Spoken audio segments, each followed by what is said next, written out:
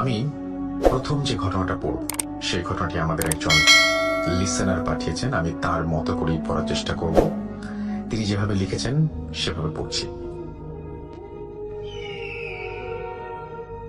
আসসালামু আলাইকুম রাসেল ভাই, আপনি কেমন আছেন এটা জানতে চাইব না, কারণ আপনি সবসময় ভালোর দলেই থাকেন। এই মহামারীর দিনেও আপনি যে ক্ষণিকের আনন্দ দেওয়ার চেষ্টা করছেন, এটার জন্য আমার পক্ষ থেকে অনেক অনেক ধন্যবাদ। আমার বাসা অনেক দূরে হওয়াতে স্টুডিওতে এসে ঘটনাটি শেয়ার করতে না পারায় আন্তরিকভাবে দুঃখিত। আমি অসুস্থ হওয়া সত্ত্বেও আপনাকে নিজের হাতে টাইপ করে ঘটনাটা পাঠালাম। ঘটনাটি লিসেনারদের সাথে শেয়ার করলে অসুস্থতার মাঝে কষ্ট করে লেখাটা সার্থক হবে। আমি এখানে একটু বলে রাখি, এটা উনি লেখেননি, আমি বলছি। আপনি সুস্থ হয়ে উঠুন সেই প্রার্থনা করি এবং খুব তাড়াতাড়ি সুস্থ অবস্থায় আমাদের মাঝে ফিরে আসুন। আমি অসুস্থ থাকায় তারপর তিনি লিখছেন যেন খুব তাড়াতাড়ি সুস্থ হয়ে যেতে পারি, সেজন্য সকল লিসেনারদের কাছে আমি দোয়া প্রার্থী। ইনশাল্লাহ সবাই আপনার জন্য দোয়া করবেন। আমার পরিচয় দিলে সমস্যা নেই। আমি তুষার মাহমুদ, রাজশাহী জেলার পুঠিয়া থানার তাড়াশ নামক গ্রাম থেকে ঘটনাটি লিখছি। ভালো লাগলে পড়ে শোনাবেন। যেহেতু ঘটনাটি একটি বাগানকে কেন্দ্র করে, তাই ঘটনাটির প্রমাণস্বরূপ সেই বাগানের কিছু ছবি ইমেইল করে পাঠিয়ে দিলাম। জানি না ঘটনাটি তেমন ভৌতিক কিনা, তবে আমি যে কালো সময়টা পার করেছি তা কখনো আমি এবং আমার পরিবার ভুলতে পারবে না। ঘটনাটি শুরু হয় 2013 সালের মে মাসের দিকে। আমি তখন সবে মাত্র ক্লাস 7-এ পড়ি। দিনটি ছিল বুধবার। কেন জানি সেই দিনটিতে সারাদিনই মেঘাচ্ছন্ন ছিল। সকাল থেকে মেঘ থাকা সত্ত্বেও কোনো বৃষ্টি হচ্ছিল না, কিন্তু হালকা বাতাস হচ্ছিল, আর আমার মনটা সবসময় বিচলিত হচ্ছিল। সকাল থেকে দুপুর পর্যন্ত তেমন কোনো সমস্যা হলো না। তো মানসিক অসুস্থতা ভেবে দুপুরের খাওয়া দাওয়া সেরে একটা ঘুম দিলাম। ঘুম থেকে জাগার 1.5 ঘন্টা 2 ঘন্টা পরে হঠাৎ দেখি আকাশে মেঘ গুড়গুড় করে প্রচন্ড ঝড়ের আকার ধারণ করছে। বলে রাখা ভালো, সময়টা ছিল আমের সিজন, তাই গ্রামের মানুষেরা ঝড়ের মধ্যে আম কুড়াতে বেশ পটু। মূল ঘটনা এখান থেকে শুরু। আমি 7-5 না ভেবে বস্তা খুঁজে তড়িঘড়ি করে যেতে লাগলাম বাগানে আম কুড়ানোর উদ্দেশ্যে। পেছন থেকে আমার মা যেতে নিষেধ করলেন। তা সত্ত্বেও মায়ের কথা কান না দিয়ে বাগানে মিনিট 3-4 মধ্যে পৌঁছে গেলাম। প্রথমে আমার বাপ দাদার ভিটে, যার নাম ছিল তুতের জমি। অনেক মানুষ থাকার ফলে ওখানে 5 মিনিট বিভিন্ন আম গাছের নিচে দৌড়াদৌড়ি করার পরেও একটা আমও সংগ্রহ করতে পারলাম না। তো ঠিক আমাদের জমি থেকে 2টা ভিটে পরেই ছিল একটি আম বাগান এবং গোরস্থান। গোরস্থানটির নাম হলো ইরানের বাগান। বাগানটি অনেক ভয়ানক ছিল। দিনের বেলা সব সময় মানুষ খুব বেশি একটা যাওয়া আসা করতো না সেখানে, মানে দিনের বেলাতেও যেত না আর কি। জায়গাটা এত পরিমাণ হন্টেড ছিল যে এখানে একা আসার মতো সাহস কারও হতো না। যখন গ্রামের কেউ মারা যেত তখন দল বেঁধে সেখানে কবর দেয়া হতো। ওইটা আমাদের দূর সম্পর্কের এক দাদার গোষ্ঠীর গোরস্থান ছিল। আমি সেই আম বাগান গোরস্থানে পৌঁছানোর পরপরই দেখলাম আগের বাগানের চাইতেও এই বাগানটি ঝড়ে একটু বেশি ক্ষিপ্ত। আবার অন্যদিকে এই ভেবে খুশি হলাম কেউ নেই, তাই অনেকগুলো আম সংগ্রহ করা যাবে। কিন্তু যেমনই আমি সামনের দিকে অগ্রসর হলাম, মাসখানেক আগে এক বড় মাকে দাফন করা কবরটির মাটি দেখলাম সরে গিয়েছে। দেখলাম লাশটি পচে গলে গিয়েছে। যাক, সেদিকে মনোযোগ না দিয়ে আমি আম সংগ্রহে ব্যস্ত হয়ে পড়লাম। অনেক গতিতে ঝোড়ো হাওয়া বয়ে যাওয়ায় আম মাটিতে পড়ছিল। আমি সেগুলো মাটিতেই সংগ্রহ করে রাখছিলাম। চারিদিকে কোনো প্রাণী ছায়া নেই। সেই বাগানটিতে আমি একা। এভাবে কিছুক্ষণের ভেতর অনেকগুলো আম সংগ্রহ করে ফেললাম, কিন্তু আমি আমগুলো একটাও বস্তায় না ভরায় বস্তায় আম ভরতে শুরু করলাম। এবার পরক্ষণে লক্ষ্য করলাম স্বাভাবিকের চেয়ে একটি বড় আম সেই বড় মার কবরের পাশে খুব জোরে শব্দ করে পড়ল। সাধারণত গাছ থেকে কিছু পড়লে একটু হলেও ছিটকিয়ে পড়ে। আজব ব্যাপার হলো সেই বাগানটি, সেই আমটি যেখানে পড়েছে সেখান থেকে 1 ইঞ্চিও নড়েনি। আমি বেশ অবাক হয়ে আমটির দিকে ধীর পায়ে এগোলাম। আমটির কাছে গিয়ে দেখি মিনিমাম 3-4 কেজি হবে। আমি ভাবলাম একটি স্বাভাবিক আম কত কেজি ওজন হতে পারে? খুব বেশি হলে 500 গ্রাম বা 800 গ্রাম। তবু মনে একটা কিন্তু রেখে আমি আমটি যেই মাত্র তুলতে যাব সেই মুহূর্তে হ্যাঁচকা টান দিয়ে এক অজানা শক্তি আমাকে মাটিতে ফেলে দিল। মাটিতে পড়ার সাথে সাথে আমার সব শক্তিটুকু আমি হারালাম।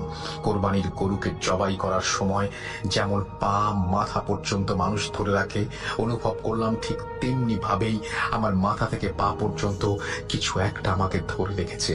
আমি যতই ওঠার চেষ্টা করছি ততই আমার শক্তিহীন মনে হচ্ছে নিজেকে। তখন আমার বুঝতে বাকি রইল না, আমার সাথে খারাপ কিছু ঘটতে চলেছে। এভাবে কিছুক্ষণ মাটিতে লুটিয়ে পড়ে থাকার পর তখন আমি ভয়ে আল্লাহকে ডাকাডাকি শুরু করলাম। আল্লাহর নাম নেওয়ার সাথে সাথে আমার মাথাটা নাড়াচাড়া করার শক্তি ফিরে আসে। সাথে সাথে সূরা ইখলাস পাঠ করে বুকে ফোঁ দিতেই আমাকে সেই হাতগুলো ছেড়ে দেয়। আমি আস্তে আস্তে মাটি থেকে ওঠার পর পেছনের দিকে তাকাতেই এক বুড়ো আঙুল দিয়ে আমার ডান পাশের গলায় বেশ জোরে টিপ দিয়ে ধরল। সাথে সাথে আমার মাথা বাম দিকে ঘুরে গেল। এটার পর আমার মাথার কোনো দিকে নাড়াতে পারছিলাম না, ঘাড় নাড়াতে পারছিলাম না। এটা দেখে বেশ ভয় পেয়ে ঠিক 1 বাগান পরে এক দুঃসম্পর্কের ভাইয়ের বাসায় অবস্থান করলাম। আমি ভাবিকে গিয়ে বললাম, দেখুন তো ভাবি, আমার ঘাড়টা ঘুরছে না কেন?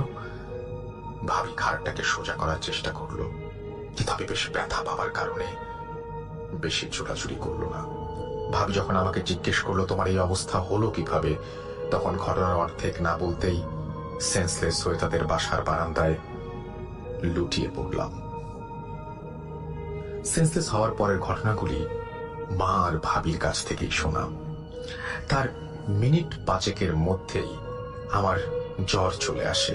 আমার শরীরের তাপমাত্রা এত পরিমাণ বেড়ে যায় যে কেউ আমার শরীরে হাত দিতে পারছিল না। অবস্থা বেগতিক দেখে ভাবি সাথে সাথে আমার বাসায় খবর দেন এবং আমাকে বাসায় নিয়ে আসা হয়।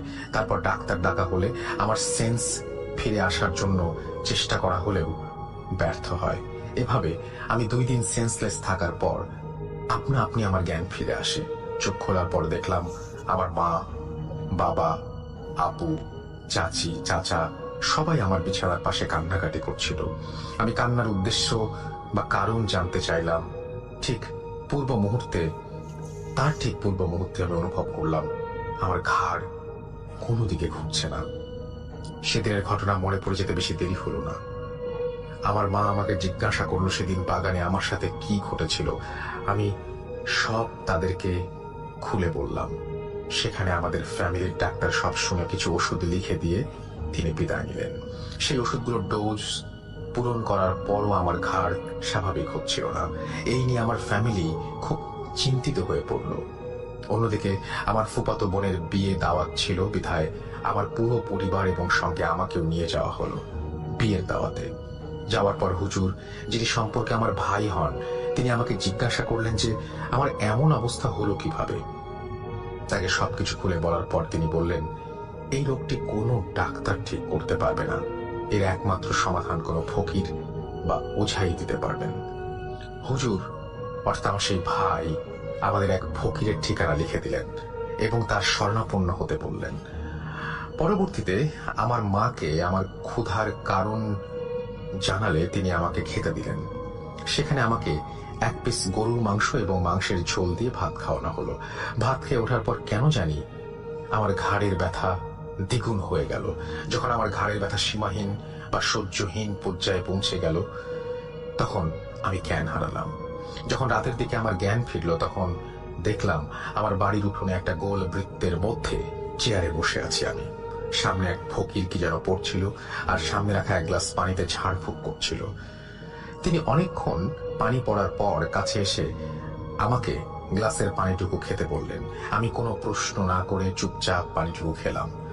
পানিটুকু খাওয়া শেষ করতেই অনুভব করলাম আমার ঘাড় স্বাভাবিক, অর্থাৎ ঘোরাতে পারছি, হালকা হয়ে গেছে। তারপর আমাকে বাড়ির বারান্দায় চেয়ারে বসিয়ে দেওয়া হলো। কিন্তু আশ্চর্যের ব্যাপার হলো, ফকির নানা বারান্দায় 10 সেকেন্ডের মধ্যে ঘুমিয়ে পড়লেন। আমি কিছু বুঝতে পারলাম না। ঘন্টাখানেক পর সেই ফকির নানা উঠে বসলেন, কিন্তু স্বাভাবিক একটা মানুষ কথা বললে যেরকম হওয়া দরকার ঠিক সেরকম ছিল না। ততক্ষণে বুঝলাম জিনটি ফকির নানার শরীরে ভর করেছে। বেশ কর্কশ কণ্ঠ নিয়ে বললেন, ছেলের বাবা মাকে কাছে আনুন। আসার পরপরই বলল, আপনার ছেলেকে অনেক পছন্দ হয়েছে, আমরা ওকে ওই পুরীতে নিয়ে যেতে চাই, আপনারা কি দেবেন? বিনিময়ে আপনাদের অনেক টাকা পয়সা, সোনা মণি মুক্ত দিব। কিন্তু আমার বাবা মা আমাকে দিতে অস্বীকৃতি জানালেন। তবু এভাবে 3 বার প্রশ্ন করা হলো, বলল যে না। তারপর ফকির নানা তার ভেতর থেকে বলে উঠলেন, তোর পরিচয়, কেন এই ছেলের উপর ভর করেছিস সব বল।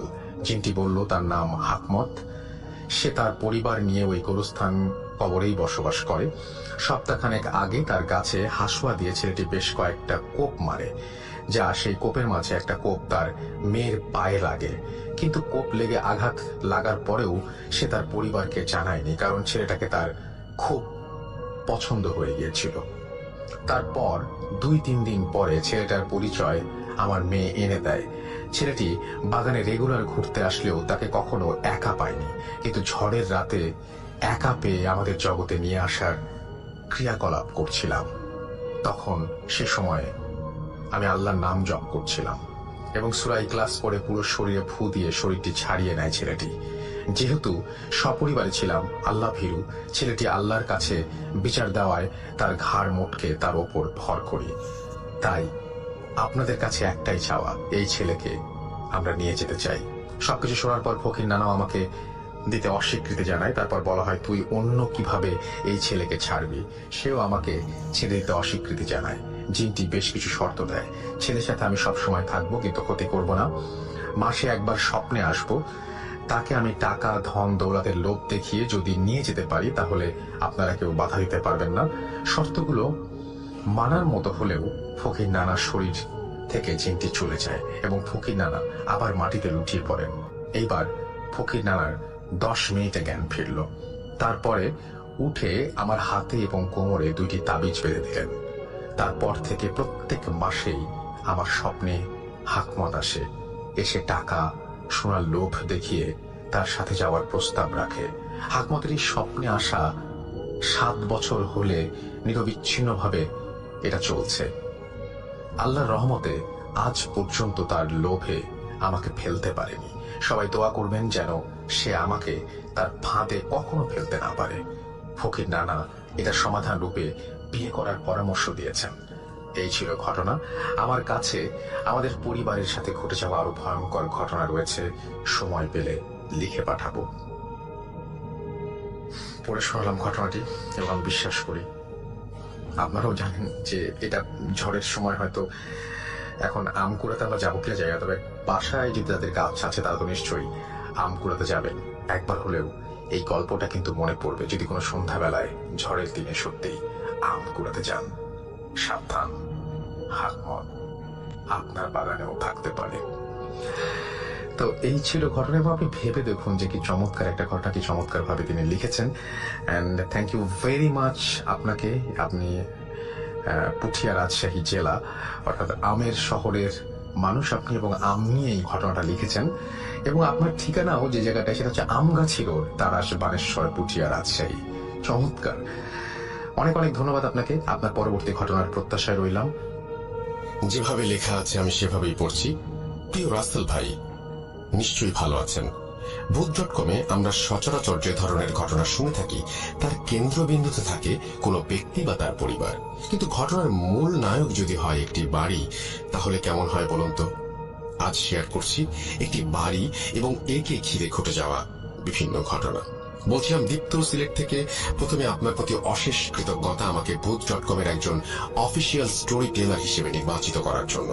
সেই সাথে ধন্যবাদ রইল বিভিন্ন পর্বে আমার পাঠানো 4টি ইমেল পড়ে শোনানোর জন্য। রাসেল ভাই, আপনি আমাকে জানিয়েছিলেন হ্যালোইন এপিসোডের জন্য একটি ঘটনা সংগ্রহ করে পাঠানোর জন্য, তাই লিখতে বসে গেলাম। ভালো লাগলে ভূত.com-এর শ্রোতাদের পড়ে শোনানোর অনুরোধ রইল। আমি হ্যালোইনে পারিনি, কিন্তু হ্যালোইনে আমাদের যে স্টোরি সেই সময়টা একেবারেই আমি পাইনি দীপ্তর এই ঘটনাটি শোনানোর মতন, কিন্তু এখন শোনাচ্ছি। আমি চলে যাচ্ছি ঘটনায়। জন্মের পর থেকে আজ পর্যন্ত আমি সিলেট শহরে একটি পাড়াতেই আছি। জীবনে পার হয়েছে 18টি বসন্ত। 18 বছরের এই ছোট্ট জীবন অনেক কিছু পরিবর্তন হতে দেখলেও আমার পাড়ার এক প্রান্তে থাকা একটা দোতলা বাড়ির কোনো পরিবর্তন হতে দেখেনি। ছোটবেলা থেকেই এই বাড়িটির প্রত্যেকটি জানালা খোলা দেখে আসছি। এই সুন্দর ছিমছাম অথচ ভয়ঙ্কর বাড়িতে কেউ থাকে না, এবং কেন থাকে না এটা ভেবে ছোটবেলায় বেশ অবাক হতাম। এই বাড়িটিকেই আজকে ঘটনার প্রোটাগনিস্ট বা অ্যান্টাগনিস্ট বলতে পারেন। আজকের ঘটনাটি কোনো নির্দিষ্ট ব্যক্তির কাছ থেকে শোনা নয়। আমার পাড়ার বেশ কয়েকজন সিনিয়র সিটিজেনের মুখ থেকে শুনেছি এই বাড়ি সম্পর্কে। এই ঘটনা অনেকের মুখ থেকে শুনেছি। এভাবে বাড়িটিকে ঘিরে ঘটা বেশ কিছু ঘটনা জোগাড় করে তা সংকলিত করে পাঠালাম। নিজের মতো করেই লিখলাম। ঘটনার পুরোটাই ঘটেছে আমার জন্মের আগে। শব্দ চয়ন ও বানানে কোনো ভুল থাকলে মার্জনা করবেন। যাই হোক, গৌরচন্দ্রিকা দীর্ঘায়িত না করে ঘটনায় যাওয়া যাক। 1999 সাল। আমাদের পাড়ায় এক মধ্যবয়স্ক দম্পতি পাড়ার এক কোনায় থাকা পরিত্যক্ত 6 শতক জমি কিনে সেখানে বাড়ি করে বসবাস শুরু করেন। তাদের ছিল একটি মেয়ে। নতুন বাড়িতে ওঠার পর 4-5 মাসের মধ্যেই তারা তাদের মেয়ের বিয়ের আয়োজন শুরু করেন। মেয়েটির বিয়ে হয়ে যায়, কিন্তু বিয়ের পর সেই মেয়েটি সুখে ছিল না। শ্বশুর শাশুড়ি ভালো মনের মানুষ হলেও স্বামী ছিল ভীষণ লোভী। সে বারবার টাকার জন্য মেয়েটিকে বাপের বাড়িতে পাঠাতো। পর্যাপ্ত টাকা পয়সা না নিয়ে আসলে মেয়েটিকে শারীরিক ও মানসিকভাবে নির্যাতন করত। এক সময় অত্যাচার আর সহ্য করতে না পেরে মেয়েটি তার সমস্ত জিনিসপত্র নিয়ে বাধ্য হয়ে সেখান থেকে তার বাপের বাড়িতে চলে আসে। তার স্বামীও খবর পেয়ে সেখান থেকে গোপনে ওৎ পেতে থাকে এবং গভীর রাতে তার শ্বশুর শাশুড়ি ও স্ত্রীকে খুন করে। তারপর সে সমস্ত টাকা পয়সা ও সোনাদানা নিয়ে পালিয়ে যায়। কিছুদিন পর আশেপাশের বাড়ির লোকজন ওই বাড়ি থেকে খুব বাজে গন্ধ পাওয়ায় ওই বাড়ির ভেতরে প্রবেশ করে। বাবা মা ও মেয়ের গলিত লাশ আবিষ্কার করে। এরপর পুলিশে খবর দেওয়া হয়। পুলিশ এসে তাদের লাশ নিয়ে যায় এবং বাড়িটি যেভাবে ছিল সেভাবেই রেখে শুধু গেটের তালা দিয়ে বাড়িটা সিলগালা করে চলে যায়। ঘটনা 1। প্রায় 6 মাস পর ওই বাড়িটির ঠিক পাশে টিন শেড বাড়িটি বিক্রি করে দেওয়া হয়। এবারে এক দম্পতি বাড়িটি কিনে নেন এবং ওই টিন শেড বাসা ভেঙে 3 তলা দালান নির্মাণ করেন। তখন তারা ওই পাড়াতেই একটা ভাড়া বাড়িতে থাকতো। অনেক শ্রমিক লাগিয়ে বেশ তাড়াতাড়ি এই বাড়িটি বানানো হয়ে যায়। বাড়ি পুরোপুরি রেডি, শুধু রং বাকি। বাড়ি রং করতে মাত্র 2 জন রং মিস্ত্রি আসায় রং করতে তুলনামূলক বেশি দিন লাগছিল। একদিন কাজ শেষ করতে করতে একটু রাত হওয়ায় ওই দম্পতি সেই রাতে তাদের জন্য ওই বাড়ির বারান্দায় ঘুমানোর ব্যবস্থা করে দেয়। মাঝরাতে ঘুমোতে যাবার আগে কোনো এক রং শ্রমিক সিগারেট খাওয়ার ইচ্ছে হলো। সে সিগারেট ও ম্যাচ হাতে ছাদে উঠে যায়। ছাদে গিয়ে সে সিগারেট জ্বালিয়ে ম্যাচটা না নিভিয়েই ওই পুরনো ভবনে ছুড়ে দেয়। পরদিন সকালে ঘুম থেকে উঠে সেই শ্রমিক এবং দেখে সে বারান্দায় একা, পাশের জন নেই। সে খুঁজতে শুরু করলো। খুঁজতে খুঁজতে সে ছাদে চলে যায়। গিয়ে আবিষ্কার করলো তার সাথে শ্রমিকটি প্রান্তে চৈতন্যহীন হয়ে পড়ে আছে। ঘটনা 2। পরবর্তীতে ওই নতুন বাড়িতে সেই দম্পতি বসবাস শুরু করে। তাদের 2 ছেলে। বড় ছেলে ঢাকা বিশ্ববিদ্যালয়ে পড়তো আর ছোট ছেলে ছিল উচ্চ মাধ্যমিকের ছাত্র। ছোট ছেলেটি বিড়াল খুব ভালোবাসতো এবং বাড়িতে 3-4টি পোষা বেড়াল ছিল। একদিন ওই বেড়ালগুলো সন্ধ্যার সময় ছাদে উঠে ছাদের কোণায় থাকা টবে গিয়ে একটা ছোট গাছে চড়ে লাফঝাপ করছিল। বেশি নড়াচড়ার কারণে এক পর্যায়ে টব সহ ওই বাড়ির বিড়ালটি পিছলে ছাদ থেকে ফসকে পড়ে যায়। ওই সিলগালা করা বাড়ির আঙিনায় তারা গিয়ে পড়ে। সাথে সাথে ওই বিড়ালগুলো প্রচন্ড জোরে চিৎকার করে ওঠে। সে কেবল এক মুহূর্তের জন্য। 1 মুহূর্ত পরে সব থেমে যায়। চিৎকার শুনে বাড়ির লোকজন বিড়ালগুলোকে খুঁজতে শুরু করে, কোথাও পায় না। পরের দিন সকালে দেখা গেল পরিত্যক্ত বাড়ির গেট থেকে ঠিক 1 হাত সামনে খুব যত্ন করে সারি করে গুছিয়ে 3টি বিড়ালের লাশ। প্রত্যেকটা বিড়ালকে ঘাড় মোটকে মারা হয়েছে। যেটা আরো আশ্চর্যের বিষয় সেটা হলো বিড়ালগুলোর শরীরে 1 ফোঁটা রক্তও নেই। শুকনো ঠনঠনে জায়গায় বিড়ালের মৃত শরীরগুলো এমন ভাবে সাজিয়ে রাখা হয়েছে যে দূর থেকে দেখলে মনে হয় 3টি বিড়াল খুব আরাম করে ঘুমোচ্ছে। অবাক করা ব্যাপার হলো বাড়িটি কিন্তু সিলগালা করাই রয়েছে। বিড়ালগুলো ওই বাড়িতে আটকে পড়ে ওদের কেন মেরে এখানে রেখেছে সেটা কেউ বুঝতে পারছিল না। ঘটনা 3। ঘটনা 1 বর্ণিত পরিত্যক্ত বাড়ির পাশে থাকা সেই 3 তলা বিল্ডিং। এই বিল্ডিং এ একটি বাসায় নতুন ভাড়াটিয়া ওঠে। সেই পরিবারে ছিলেন স্বামী স্ত্রী, তাদের কলেজ পড়ুয়া ছেলে ও মেয়ে এবং 80 বছরের এক দাদু। এছাড়াও এক যুবক ভৃত্য ছিল যার কাজ ছিল সর্বক্ষণ বৃদ্ধের খেয়াল ও যত্ন রাখা। ভৃত্যটি কাজকর্ম ও আচার ব্যবহার ভালো হলেও মনে মনে সে বাড়ি থেকে চুরি করে পালিয়ে যাবার ফন্দি আঁটছিল। কিছুদিন পর ভৃত্য একদিন সুযোগ বুঝে আলমারির চাবি চুরি করে বাড়ির টাকা পয়সা ও সোনাদানা সরিয়ে ফেলে। কিন্তু পালাতে গিয়ে সে বাসার কর্তা গিন্নির নজরে পড়ে যায়। এক নজর দেখেই স্বামী স্ত্রী কারো বুঝতে বাকি রইল না যে ছেলেটি চুরি করে পালাচ্ছে। তারাও ছেলেটিকে ধাওয়া করে। পালানোর পথ না পেয়ে চাকরটি শেষমেশ ছাদে উঠে যায় এবং সেখান থেকে লাফ দিয়ে ওই সিলগালা করা বাড়িটির আঙিনায় পড়ল এবং 1 মুহূর্ত পরেই তীব্র স্বরে আর্তনাদ করে উঠল। পরদিন সকালে ওই পরিত্যক্ত বাড়ির গেটে ঠিক 1 হাত সামনে পাড়ার লোকজন ভৃত্যটির মৃতদেহ আবিষ্কার করে, ঠিক সেই জায়গায় যেখানে বিড়ালগুলো পড়েছিল। কিন্তু ভয়ের ব্যাপার হলো তার লাশটিও পুরোপুরি ফ্যাকাশে, একটুও রক্ত নেই, শরীরে কোনো ক্ষত বা আঘাতের চিহ্ন নেই। এটা যে কোনো মানুষের কাজ নয় সেটা বুঝতে কারো বাকি রইল না। ঘটনা 4। এক সময় আমাদের এলাকায় ছিচকে চোরের উপদ্রব বেড়ে গিয়েছিল। সে কারণে পাড়ার কিছু কিছু বাড়িওয়ালা কুকুর পুষতে শুরু করে। পরপর 3টি অদ্ভুত ঘটনা ঘটার পরও পাড়ার এক বাড়িওয়ালা কিছুতেই বিশ্বাস করতে পারছিলেন না যে ঘটনাগুলো অস্বাভাবিক। তিনি সিদ্ধান্ত নিলেন তার কুকুরের একটি বড় বাচ্চাকে তিনি ওই বাড়ির ভেতরে ছেড়ে দেবেন। যেই ভাবা সেই কাজ। ওই বাড়ির পাঁচিল খুব বেশি উঁচু নয়, তাই কুকুরটিকে পাঁচিল টপকিয়ে বাড়ির ভেতরে পাঠিয়ে দিল এবং তাড়াতাড়ি উঠলেন তিনি তার বাড়ির ছাদে কি হচ্ছে তা দেখার জন্য। তিনি দেখলেন কুকুরটি কিছুক্ষণ বাড়ির উঠোনে ঘোরাঘুরি করলো। হঠাৎ করে কুকুরটি গলা ছেড়ে বিভৎস রকমের চিৎকার শুরু করলো। দেখে স্পষ্ট বোঝা যাচ্ছিল ভয়ানক কিছু একটা দেখলে কুকুর যেভাবে রিয়াক্ট করে সেটাই হচ্ছে।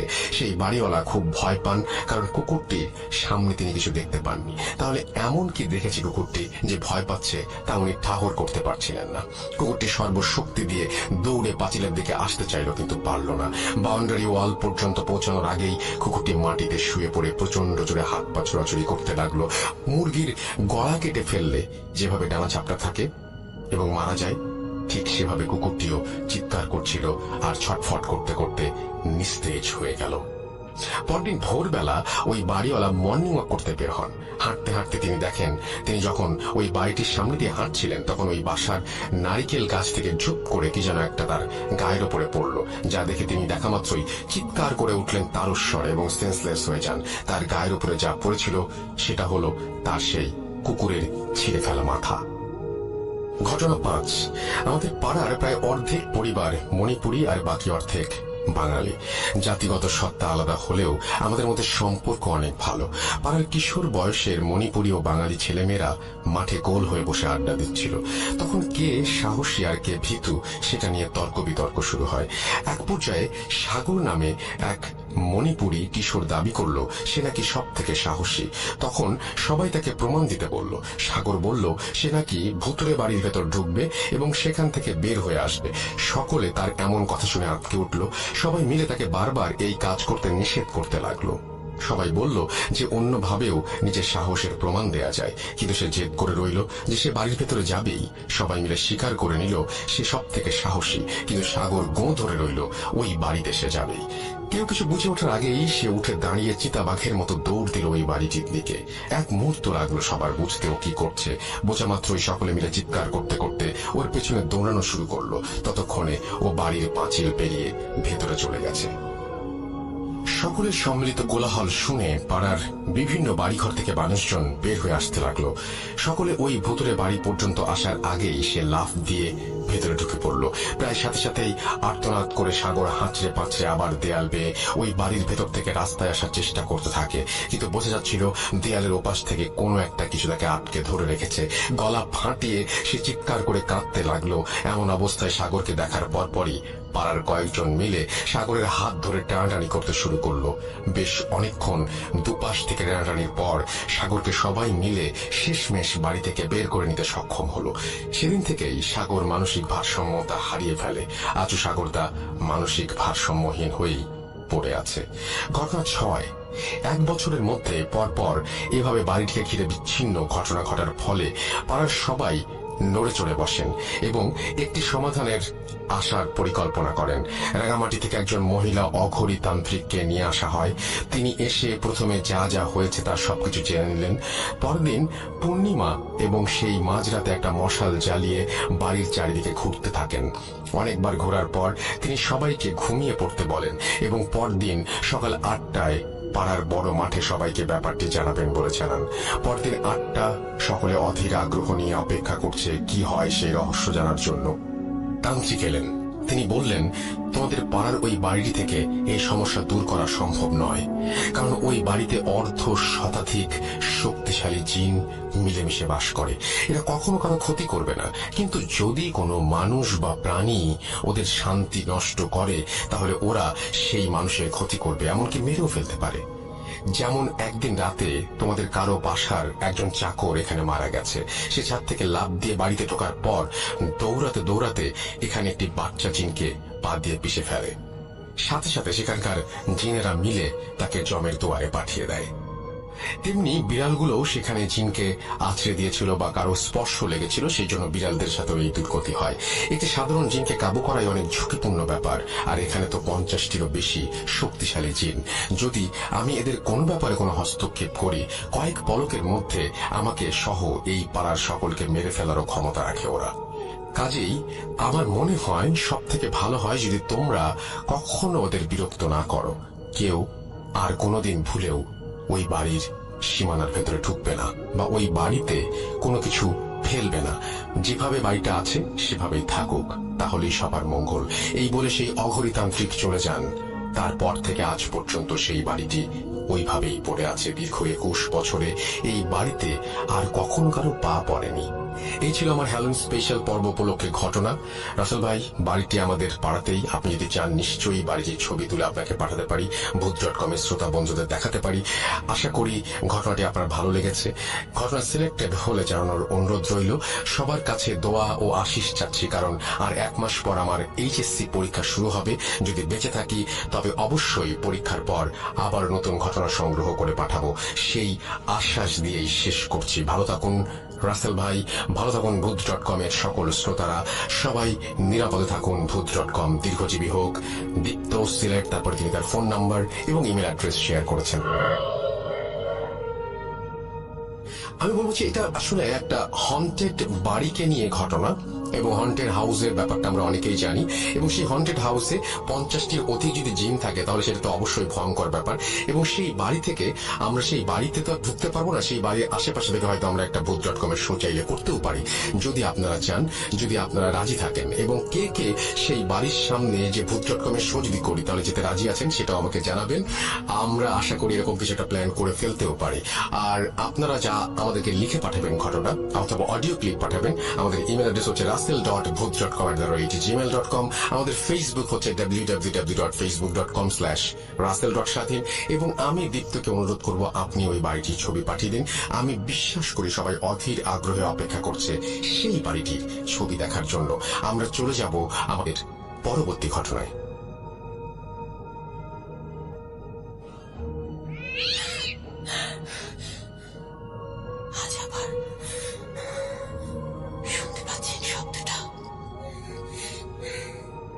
ভয়ের আরেক নাম ভূত.com with Russell।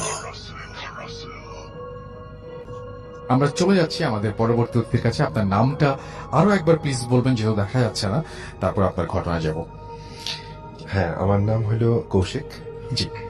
তো ঘটনা আরেকটি আছে, ছোটই ঘটনা, বেশি জি। একটা বড় না। তো এই ঘটনাটা ছিল আমার আমার নানি বাড়ি। জি। আমার নানি বাড়িটা হচ্ছে গ্রিন রোডে। জি। তো ওখানে নানি বাড়িতে আমার একজন কাজিন আছেন, বড় ভাই। উনি আমেরিকা ছিল, পড়াশোনার জন্য গিয়েছিল। পরে ফেরত আসার পরে উনি নিজেই নিচে একটা বাসা নেন, যে একটা কোচিং সেন্টার করবে এই উদ্দেশ্যে। তো দিনের বেলা তো অনেক লোকজন থাকতো, তো রাত্রেবেলা উনি একাই, আর কেউ থাকে না, নিজে বড় একটা বাড়ি। তো উনি থাকতেন একটা রুমে, ব্যাচেলার মানুষ, উনার নিজস্ব ল্যাপটপ কম্পিউটার সবই এক ঘরেই থাকে। ওই ঘর থেকে উনি বেরো হতেন না। বাকি 3টা রুম ছিল ওই ফ্ল্যাটটায়, তো ওগুলো খালি পড়ে থাকতো। আচ্ছা। ফার্নিচার বলেন কিছুই নেই। খালা টালা কেউ যদি কিছু এক্সেস জিনিসপত্র থাকতো বাসায়, ওটা ওনার ওখানে দিয়ে দিত যে তুই রাখবি কিনা, উনি রেখে দিত।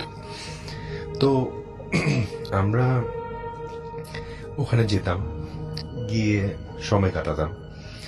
তো ওই বড় ভাইয়ের ফ্রেন্ড ছিল একজন, আরেক ভাই। তো উনি আসতেন ওখানে মাঝে মাঝে, ও আমি অন্য আমার যে কাজিনরা ছিল তাদের থেকে ওনার গল্প শুনতাম, আচ্ছা। যে ভাইয়া তো অনেক কিছুই করতে পারে, অনেক আজগুবি ব্যাপার স্যাপার আছে ওনার মধ্যে। উনি আমার মনে হয় খুব একটা নর্মাল ছিলেন না।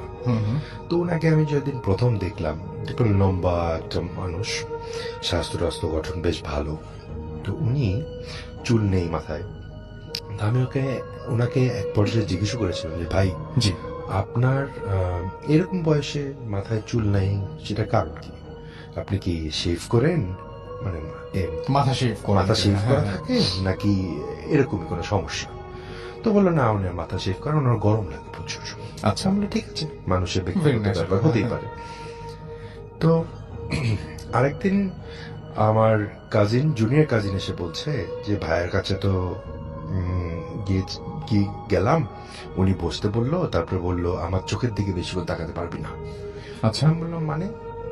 তো বলে আমি জানি না, আমি 10 সেকেন্ডের বেশি ওনার দিকে তাকিয়ে থাকা সম্ভব ছিল না আমার জন্য। আচ্ছা। কেন? বলে ভয় লাগে। কি ভয় লাগে? তো তারপরে টার্গেট করলাম, ঠিক আছে ভাই আসলে আমি একদিন নিজেই ওনাকে বলবো যে ভাই আপনি আমার চোখের দিকে তাকান, বা আমি আপনার চোখের দিকে তাকাই, দেখি আপনি পারেন কি, আমি পারি কিনা। তো উনি আসলেন, আমি প্রস্তাব দিলাম যে ভাই আমি আপনার চোখে নাকি বেশিক্ষণ তাকাতে পারে না, আমার কাজিন বলছিল, আমি আজকে এটা করব। আচ্ছা। তো উনি তাকে বললো না, এটা সবার জন্য না, তোমার জন্য, তোমার সাথে এটা হবে না। ভালো কথা, ঠিক আছে। দুঃখই পেলাম যে সবাই বলছে বাড়ানো কথা না, আসলে কি। আরেকদিন শুনেছিলাম আমার কাজিনের বাসায় পুরনো এক ওই যে মাটির তৈরি জিনিসপত্র থাকে না, গ্রামে পাওয়া যায়, এরকম একটি ঘোড়া, মাটির তৈরি ঘোড়া ছিল। আচ্ছা, যে পুতুল বা আরো পুতুল কিছু বা পোড়া এরকম। মাটির যেগুলো পাওয়া যায়। জি, জি, হ্যাঁ, জি। হ্যাঁ, হ্যাঁ। ওটা আবার একটু আধ্যাত্মিক দেখতে, সাদা রঙের পেইন্ট করা।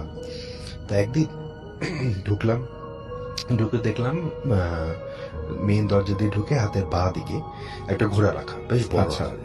আমি জিজ্ঞেস করলাম ভাই এটা কি? তো বলে এটা কার বাসা জানি ছিল, দিতে বললো। আমি বললাম দেখতে খারাপ লাগবে না, ড্রয়িং রুমে এমনিও কিছু নেই, রেখে দিই। ভালো কথা। তো ঘোড়ার মুখটা ছিল বাম দিকে বাঁকানো। আচ্ছা। তো মানে বানানোই বানানোই ওরকম ভাবে। আচ্ছা। তো মাটির জিনিস বাম দিকের মুখ তো ওভাবেই তো থাকবে, স্বাভাবিক। জি। তো কিছুদিন পরে আমার ওই কাজিনরা বলছে যে ওই অন্য যে বন্ধুটা, ওই ভাই তো ওই ঘরে আসে প্রায়। জি। তো ওই এসে উনি মানে এক রাত থাকে বাসায়। থাকার পরে পরের দিনে ঘটনা হলো যে ঘোড়ার মুখ বাম দিকে নিয়ে ওটা এখন ঘুরিয়ে ডান দিকে হয়ে গেছে। আচ্ছা। একা একাই। একে একে। আচ্ছা। এটা কিভাবে সম্ভব? তো পরে আমি গেলাম, আমি কিছুদিন তখন ঢাকার বাইরে ছিলাম, তখনকার শোনা ঘটনা। পরে গেলাম, যাওয়ার পরে দেখলাম না, ঘোড়াটা নেই, উনি এটা সরিয়ে রেখেছে। এবং তারাও মুখে বললো, আমার কাজিন যে থাকে সেও বললো হ্যাঁ এরকম ঘটনা ও ছিল, তারপরে এরকম একটা ঘটনা হয়েছে, তারপরে আমি ভয়ে ওটা সরে ফেলছি। তখনও একটু ব্যাপারটা খটকা লাগলো যে কি বলে এরা। আর আরেকটা ঘটনা ছিল, মানে যেটা শুনেছি সেটা হলো সেই বন্ধু উনি যখন থাকতেন উনি নাকি সারা রাত ঘুমোতে পারে না। আচ্ছা। উনি সারা রাত জেগে গিটার বাজাতে হতো। ওনাকে জানি কে বলে গিটার বাজাতে, এই জন্য উনি গিটার বাজায়। আচ্ছা। এটাও শোনা।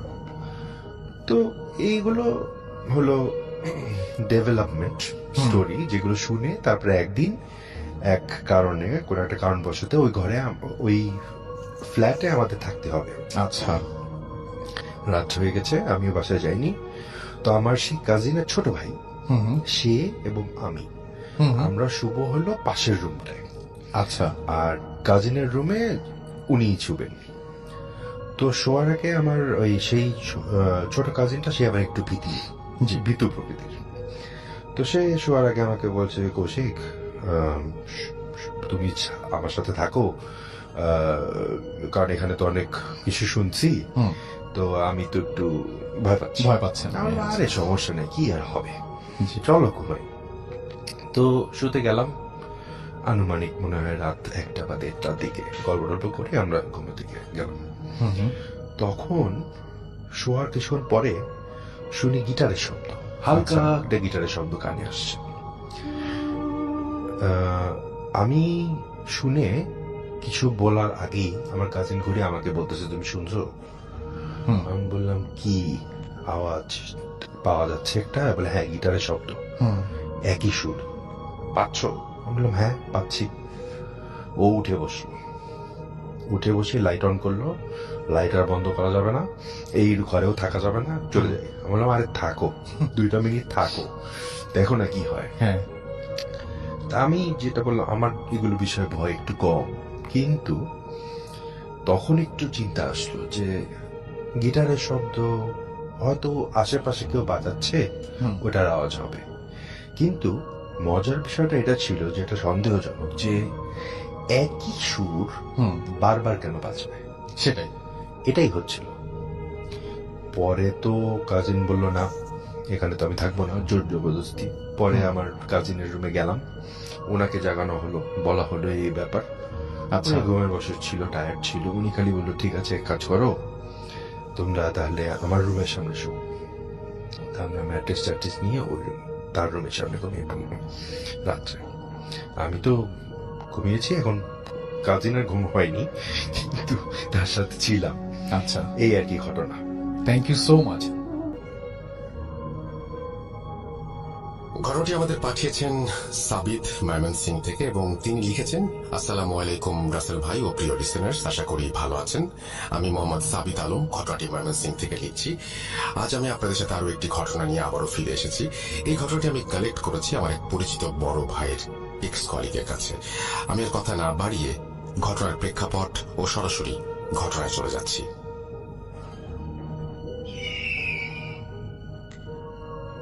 আজ থেকে প্রায় 3-4 সপ্তাহ আগে আমি সন্ধ্যার দিকে বাইরে বের হয়ে পরিচিত এক বড় ভাইয়ের সাথে দেখা করতে চাই।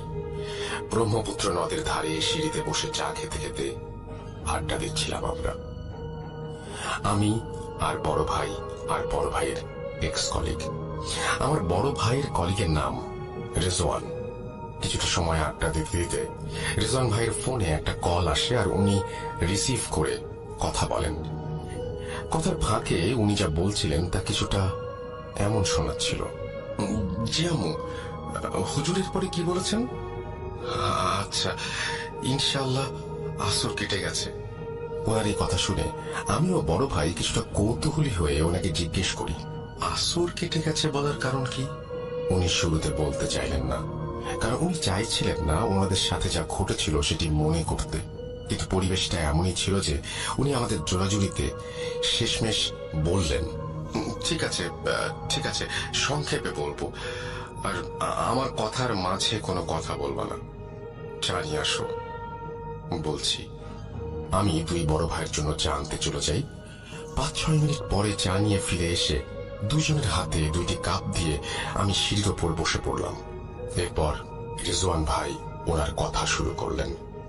একটা কথা একটু বলে নিতে চাই, আমি যখন ঘটনাটি শুনছিলাম তখন নদীর ওই পার থেকে প্রচুর পরিমাণে শিয়ালের ডাক ভেসে আসছিল, আর চারপাশে ঝিঝি পোকা আর ব্যাঙের ডাক যেন পরিবেশটাকে একেবারে ঘটনা শোনার জন্য তৈরি করে রেখেছিল। আপনারাও ইম্যাজিন করুন আর ঘটনাটি শুনুন। চলে যাই রেজওয়ান ভাইয়ের ঘটনায়। ঘটনাটি উনি যেভাবে আমাকে বলেছেন আমি ঠিক সেভাবে লিখে উপস্থাপন করার চেষ্টা করছি। ভুল ত্রুটির জন্য ক্ষমা চেয়ে নিলাম। ঘটনাটিতে কয়েকটি চরিত্র আছে, তাই সবাইকে মনোযোগ দিয়ে শোনার অনুরোধ করছি। বলছেন রেজওয়ান ভাই।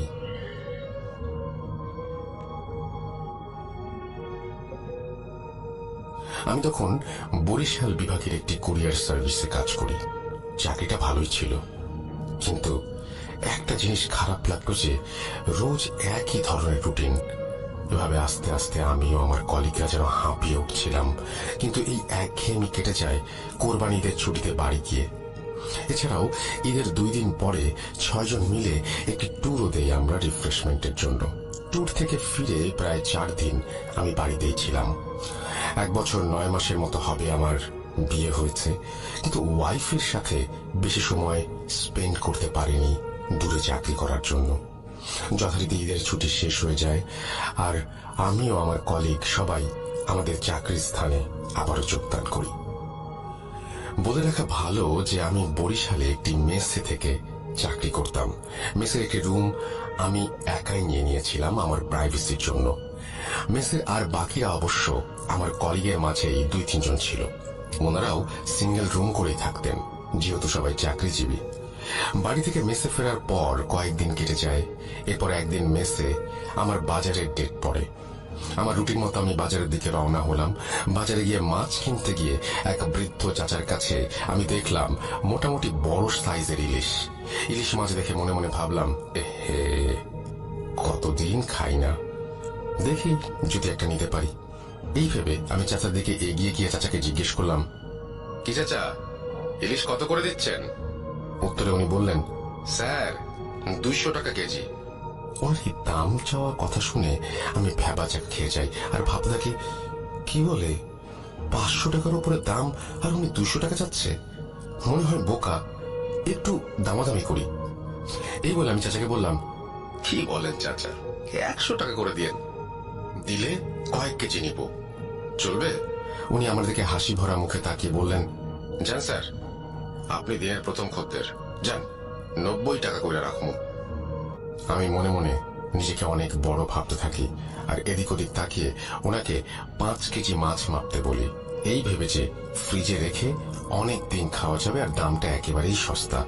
অনেক বড় দাও মেরেছি আজকে। চাচা মাছ মাপছিলেন, এমন সময় আমার ফোনে আমার মেসমেটের কল আসলো। আমি ফোন ধরতেই সে আমাকে জিজ্ঞেস করলো আমি মেইন দরজার চাবি নিয়ে এসেছি কিনা। আমি বললাম, হ্যাঁ আমি চাবি নিয়ে এসেছি। সে তখন আমাকে জানালো যে ভুলে চাবি নিয়ে বের হয়নি, তাই আমি যেন সন্ধেবেলা তার সাথেই বাড়ি ফিরি।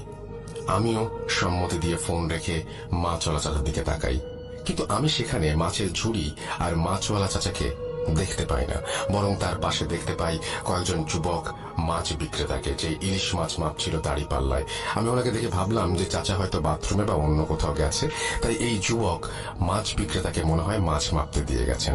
আমার ভাবনা শেষ হতেই মাছ বিক্রেতা আমার ব্যাগে মাছ ঢেলে টাকা চাইলেন।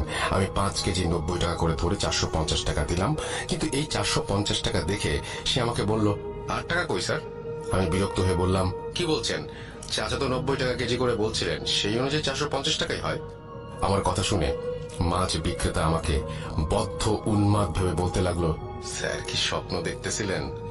500 টাকা কইরা তো 2500 টাকা হয়, আর আপনি আমারে 450 টাকা দিতেছেন, এইটা তো 1 কেজিরও দাম না। আমি ওনাকে এবার ধমক দিয়ে বলি, আরে থামেন তো, চাচা কোথায়? যার সাথে দাম দর করেছিলাম ওনাকে ডাকেন।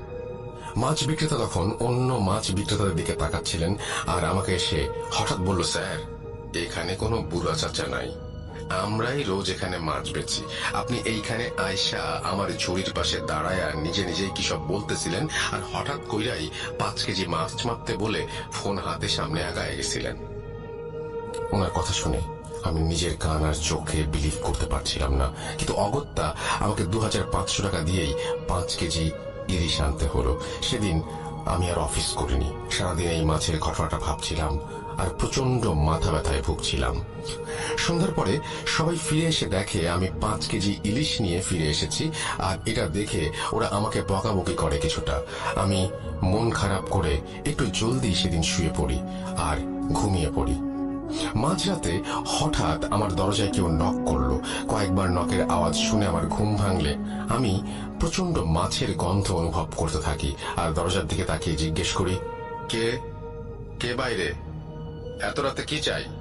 তখন দরজার বাইরে থেকে আমি যে শুনতে পাই, সেটি শুনে আমার গায়ের লোম দাঁড়িয়ে যায়। আমি শুনতে পাই সেই বৃদ্ধ চাচার কণ্ঠে কেউ আমাকে বলছে, স্যার, ও স্যার, মাছ নেবেন না? ইলিশ মাছ 5 কেজি মাইপা রাখছি আপনার জন্য। নেন নেন নেন। কি হলো স্যার, নিবেন না? নিয়ে যান, মাছ নিয়ে যান। এই কথা শুনে আমি ভয়ে চিৎকার দিয়ে উঠলে আমার রুমে আবার নক হয়। আমি আমার কলিগদের গলার আওয়াজ শুনি। দরজা খুলতে যেতে যেতে আমি ভাবি যে আমি হয়তো ভুল শুনছিলাম বা যা ভাবছিলাম সেটা ভুল ভাবছিলাম। এরপর দরজা খুলতেই ওনারা ভেতরে এসে আমাকে বলে, কি ব্যাপার রেজন ভাই, চিল্লাচ্ছেন কেন? আর আপনার রুমে এত বাজে মাছের গন্ধ কেন?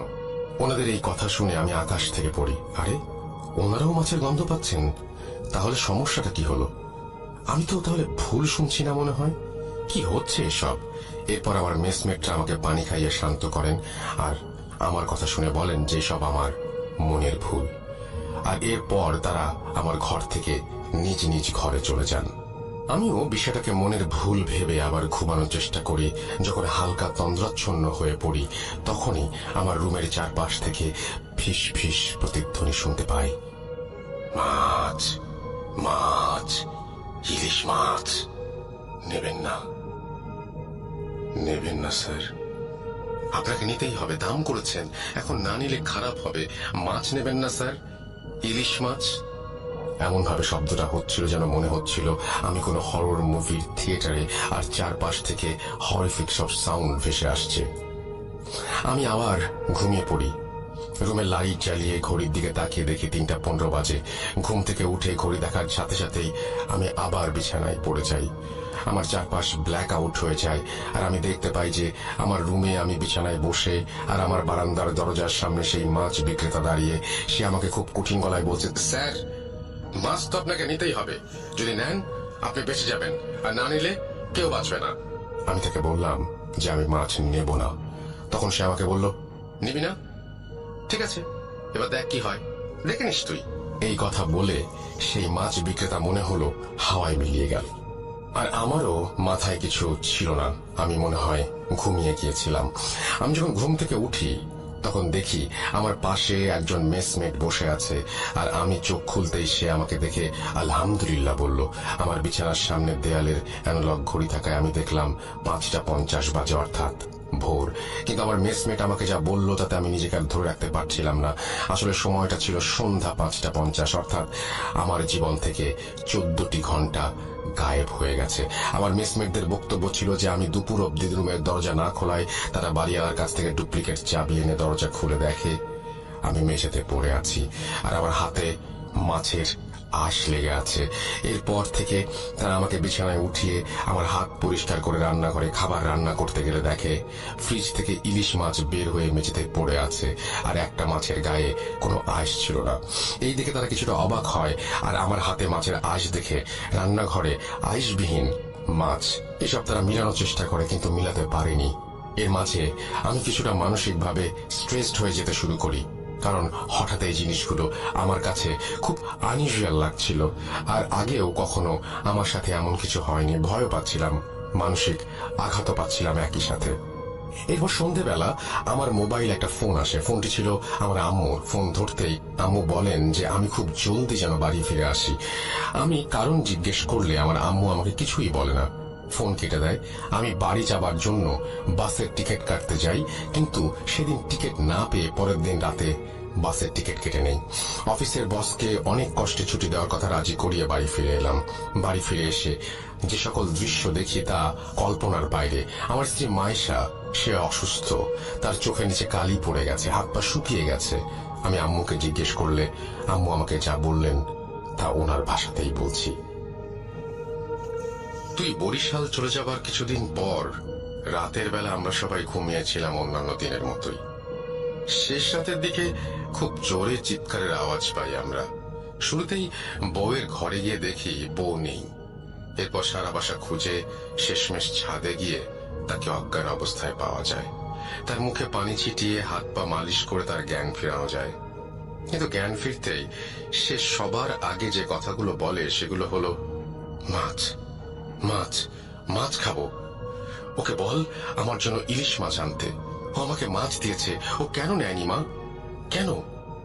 এসব বলে তোমার বউ বাচ্চাদের মতো কাঁদতে থাকে। তাকে শান্ত করে ঘরে নিয়ে ঘুম পাড়িয়ে দিই আমি।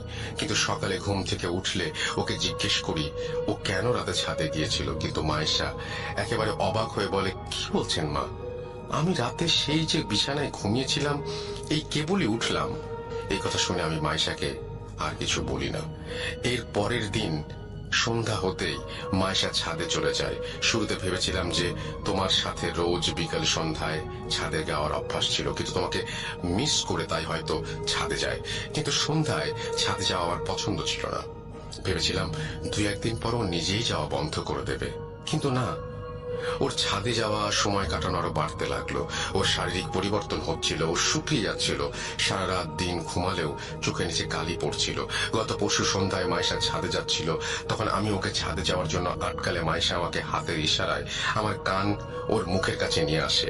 ও ফিসফিস করে বলতে লাগলো, না না না না, এই ভুল করিস না বুড়ি, কবর দেখবি, যেতে দে না, দে না, আমি একবার ওকে দেখবো বুড়ি, যেতে দে আমায়।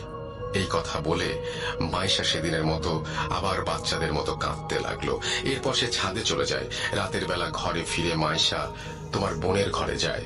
তোমার বোন তখন তার রুমে টেবিলে বসে পড়ছিল। মায়েশা তোমার বোনের চেয়ারের পেছনে দাঁড়িয়ে তোমার বোনের কাছে মুখ নিয়ে অত্যন্ত আস্তে আস্তে বলে, বুড়িটাকে মেরে ফেল, ও আমাকে ছাদে যেতে দিতে চায় না, বুড়িটার কবর খুলে রেখেছি, যা মেরে ফেল। এই কথা শুনে তোমার বোন মায়েশার দিকে তাকিয়ে চিৎকার দেয়। আর তার রুমে গিয়ে দেখি মায়েশা তোমার বোনের গলা টিপে দাঁড়িয়ে আছে আর চিৎকার করে বলছে, কেন কথা শুনিস না তোরা কেউ? বুড়িটাও শোনে না, তুইও না, 1, 2, 2টা কবর হয়ে গেছে, দেখবি দেখবি।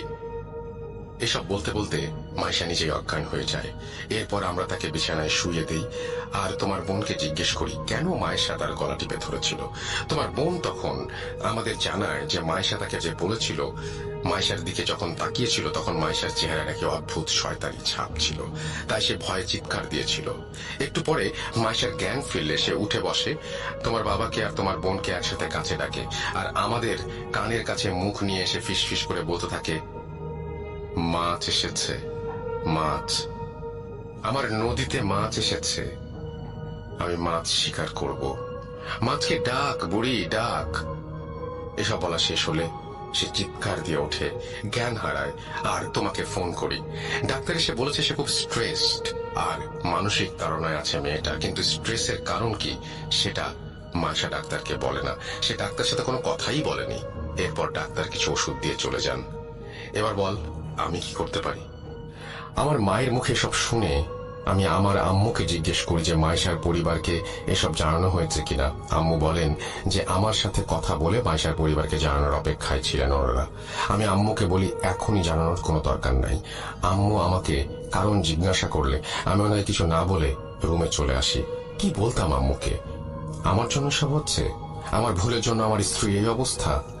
আপনারা ভাবছেন আমার কি দায় এখানে? শুনুন তবে ঘটনার শুরু একটু মনে করুন। কোরবানি ঈদের পর দেয়া আমাদের ট্যুর, আমার কলিগ মেহেদি ভাইয়ের গ্রামের বাড়ি এলাকার কাছাকাছি ট্যুরে আমরা গিয়েছিলাম।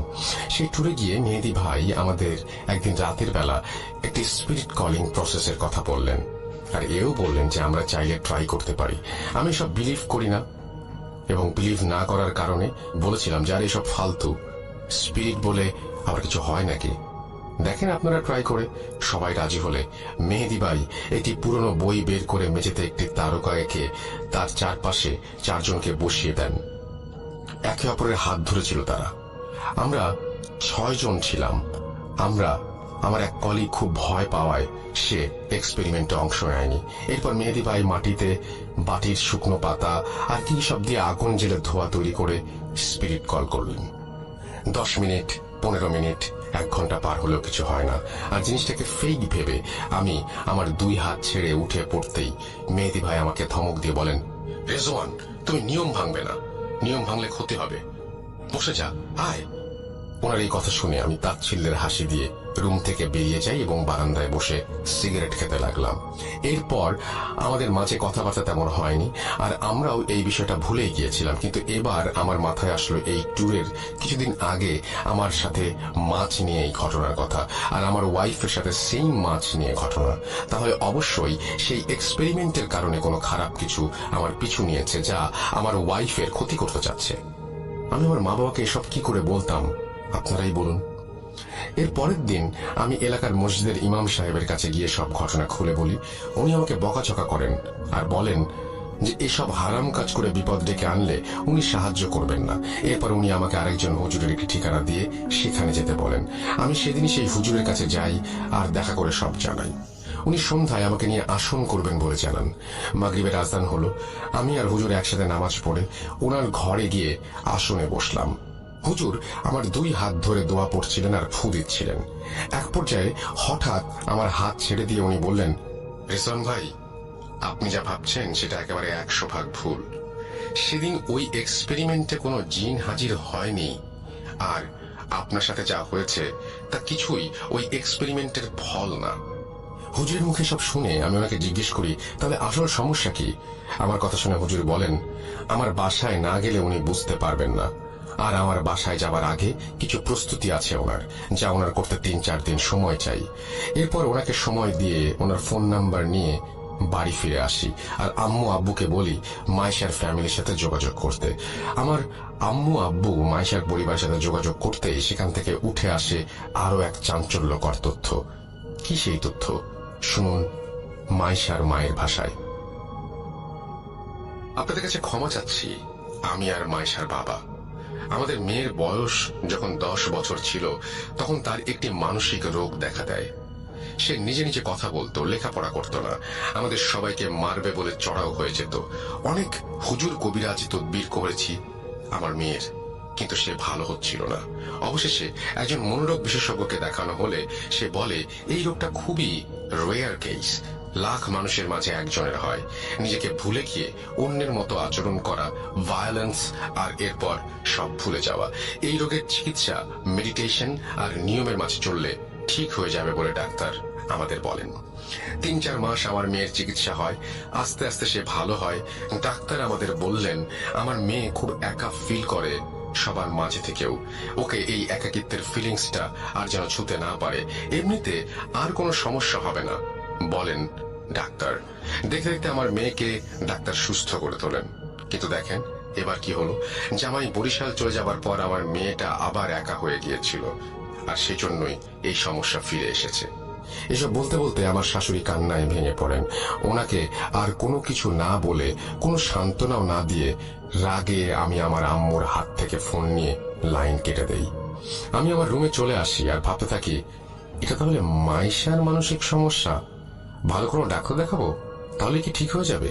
এরপর আমি সেই হুজুরকে কল করে আসতে মানা করে দেই, আর তাকে জানাই যে মাইশার সমস্যাটা মানসিক, আর ওর বাবা জানিয়েছেন যে মাইশার মানসিক সমস্যার হিস্ট্রি আছে। আমরা মাইশাকে ডাক্তার দেখাই, আর ডাক্তারের করা কিছু মেডিসিন আর মেডিটেশন মাইশা আস্তে আস্তে কিছুটা সুস্থ হতে থাকে। ডাক্তারের কাছে গিয়ে আমরা আরো একটি তথ্য পাই যে মাইশা কয়েক মাসের প্রেগন্যান্ট। আমার ডাক্তারের ভাষ্য মতে প্রেগন্যান্সির এই ধরনের সমস্যা হওয়া একেবারেই অ্যাবনর্মাল নয়। একদিকে সীমাহীন খুশি, আর একদিকে রিলিফ যে যা হচ্ছে বা হয়েছে তা বলতে গেলে নর্মাল বিষয়। আর সবাই মাইশার খেয়াল রাখতে শুরু করি। আমি রোজ সন্ধ্যায় মাইশাকে নিয়ে ছাদে গল্প করি, যত্ন নেই, নিয়ম করে খাওয়ানো, মেডিসিন দেয়া, সবকিছু খেয়াল রাখতাম আমরা সবাই। আস্তে আস্তে আমার যাবার সময় চলে এলো, আর আমি বরিশাল চলে এলাম। মেসে ফিরে 1 সপ্তাহ পার হয়ে গেল, কোনো সমস্যা নেই। হঠাৎ একদিন রাতের বেলা ঘুমের মাঝে আমি কানের কাছে আওয়াজ শুনছিলাম, যা, চলে যা, জীবন থেকে চলে যা, আমি এটা শুনে বিছানা থেকে লাফ দিয়ে উঠতেই আমার রুমের দরজায় নক করার আওয়াজ পাই এবং সেই মাছ বিক্রেতার গলা শুনতে পাই। স্যার, মাছ নেবেন? ইলিশ মাছ মাত্র 90 টাকা, নিয়ে নেন। এই কথা শুনে আমি চিৎকার করে উঠি, তুই আর তোর মাছ জাহান নামে যা, আমাকে বিরক্ত করিস না, চলে যা, আমাকে আমার মতো বাঁচতে দে। এরপর সে প্রত্যুত্তরে আমাকে বলে, ফিরিয়ে দিলেন স্যার, আমার জীবিত মাছ আপনার পথছায়া মরছে, এইবার আপনি কবর দেখেন। এই কথা বলে সে করুণ সুরে কাঁদতে লাগলো। ওনার এই কথা শেষ হতেই আমার হুঁশ ফিরে মোবাইলের রিংটোনে। বিছানা থেকে উঠে আমি দেখি যে ঘেমে একাকার হয়ে গেছি। আমি আল্লাহর কাছে শুকরিয়া আদায় করি যে এতক্ষণ যা হচ্ছিল তা বোধহয় স্বপ্ন ছিল। এই ভাবতে ভাবতে আমি মোবাইল হাতে নিয়ে দেখি আব্বুর ফোন হতে আব্বু কান্না স্বরে আমাকে বলে, বাবা রেজওয়ান, যত তাড়াতাড়ি পারো চলে আসো, তোমার বাচ্চা আর নাই। এই কথা শুনে আমার হাত থেকে ফোন পড়ে যায়, আমার পায়ের নিচে মাটি সরে যায়। আমি এই মাত্র স্বপ্নে দেখলাম আমাকে কবর দেখানো হবে আর আমার বাচ্চা এই দুনিয়াতে নেই। কিভাবে কি হলো জানার জন্য আমি বাড়ির উদ্দেশ্যে রওনা দিলাম। বাসে করে যাচ্ছিলাম, কিন্তু আমার কানের চারপাশে আওয়াজ আসছিল, স্যার মাছ, আমার মাছ নেন স্যার, আমার মাছ নাই, আজকে আপনার মাছ শিকার করলাম, মাছ মাছ মাছ মাছ। এই বলে বাতাসে মিশে যাচ্ছিল সেই আওয়াজ, আর হালকা করে শুনতে পাচ্ছিলাম, নিলেন না। এরপর আমি ঘুমিয়ে যাই বাসের জার্নিতে। বাস থামলে বাড়ি পৌঁছে আমি আমার বোনকে পাই বাড়িতে একা। এরপর আমি তাকে নিয়ে হাসপাতালের উদ্দেশ্যে রওনা হই। রাস্তায় আমার বোনের মুখে আমি সব ঘটনা শুনি। তার ভাষ্যমতে আমি ঘটনাগুলো বলছি।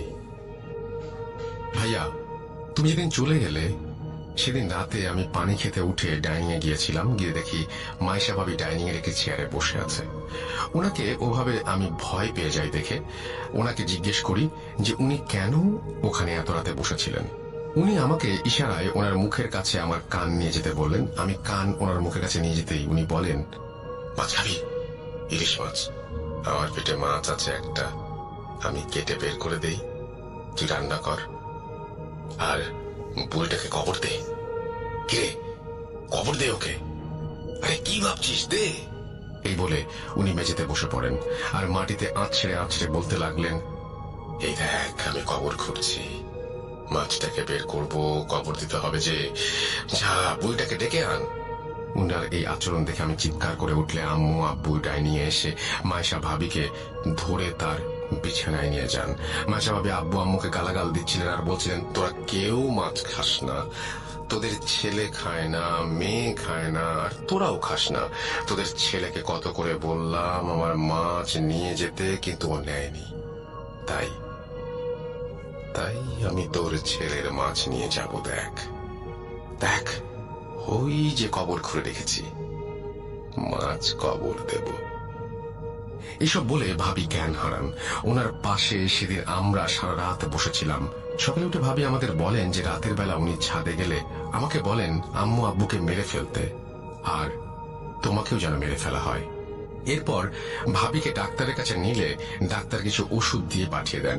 এরপর আমি সারাদিন ভাবির এই সমস্ত সমস্যার দেখাশোনা করি। একদিন রাতের বেলা ওনাকে কোথাও খুঁজে পাওয়া যাচ্ছিল না। ছাদে গিয়ে দেখা যায় উনি ছাদের কোণে বসে ধারালো লোহার টুকরা দিয়ে নিজের হাত খোঁচাচ্ছেন আর পেটে খোঁচাচ্ছেন, আর পেট থেকে বের হওয়া রক্ত খাচ্ছেন। এসব দেখে আমরা খুব ভয় পাচ্ছিলাম, কিন্তু ডাক্তার বলছিলেন যে প্রেগনেন্সির অনেক সমস্যাই হয়, আর তুমিও 2-1 দিন হলো চাকরিতে ফিরে গেছো, তাই তোমাকে আর ফোন করে বলিনি। কারণ এমন বারবার ছুটি নিলে তোমার চাকরি কিভাবে থাকবে, সংসারই কিভাবে চলবে।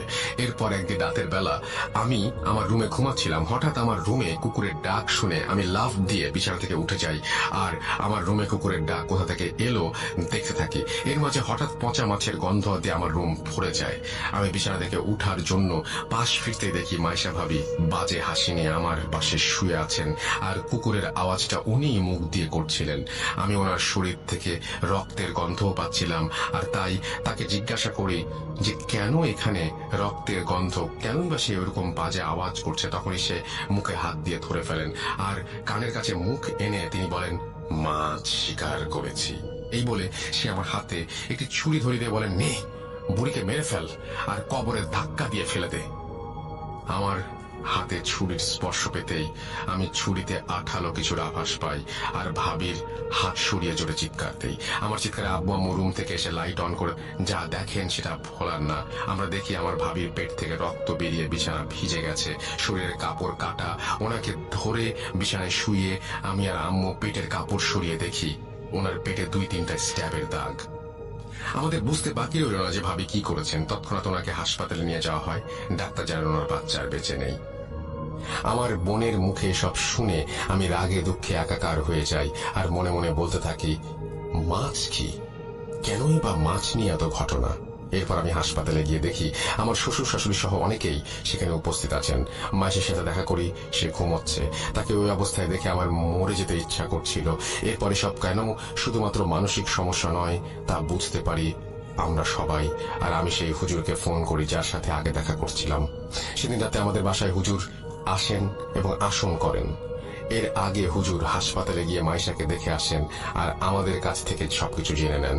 আমাদের বাসায় এসে হুজুর আসন করেন আর কিছুক্ষণ পরে উনি বলতে শুরু করেন ওনার কথা, ওনার ভাষায় আমি বলছি, রেজওয়ান ভাই, আপনার স্ত্রীর ওপর খবিশ জিনের ভর হয়েছে ভাই। ধীরে ধীরে সে আপনাদের পরিবার শেষ করে দেবে।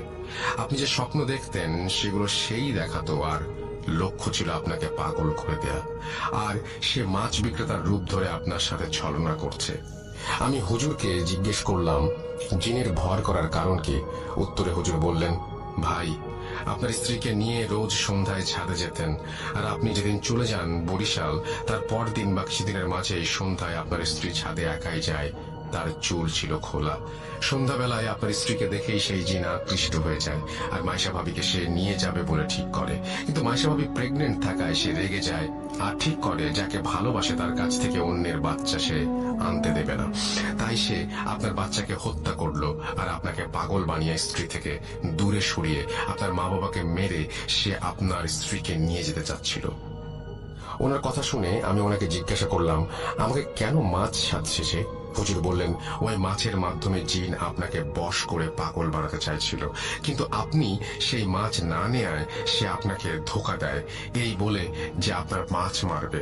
আসলে আপনার মাছ হচ্ছে আপনার সন্তান, যাকে ইতোমধ্যে সে মেরে ফেলেছে। এরপর এই সমস্যার পরিত্রাণ চাইলে হুজুর আমাদের বলেন যে এর একমাত্র সমাধান হচ্ছে রুকাইয়া। আমরা যারা মুসলমান আছি, যারা সবাই জানি যে রুকাইয়া জিনিসটা আসলে কি, যারা জানেন না তাদের জন্য বলছি, রুকাইয়া হচ্ছে মুসলিম এক্সোরসিজম বা জিন ছাড়ানোর প্রসেস। ঘটনায় ফিরি, যেহেতু মাইশা অসুস্থ ছিল তাই হুজুর আমাদের বলেন 15 দিন পর মাইশার রুকাইয়া হবে, আর এই 15 দিন মাইশাকে চোখে চোখে রাখতে হবে। হুজুর একটি তাবিজ আমাদের দিয়ে বলেন যে মাইশা যতদিন হাসপাতালে থাকবে ততদিন যেন এই তাবিজ ওর কাছে থাকে, আর উনি আমাদের বাসা বন্ধ করে দিয়ে যান যেন মাইশা বাসায় আসলে অন্তত 15 দিন বাসায় কোনো সমস্যা না হয়। এরপর মাইশা বাসায় ফিরে এলে 15 দিন পর এক শুক্রবারের সন্ধ্যায় হুজুর 4 জন হুজুরকে নিয়ে মাইশার রুকাইয়া করার জন্য আমাদের বাসায় আসেন। মাইশাকে বোরখা পরিয়ে আমি আমার আম্মু আর আব্বু আর বোন মিলে আমার ঘরে নিয়ে আসি আর ওনাকে বিছানায় বসাই।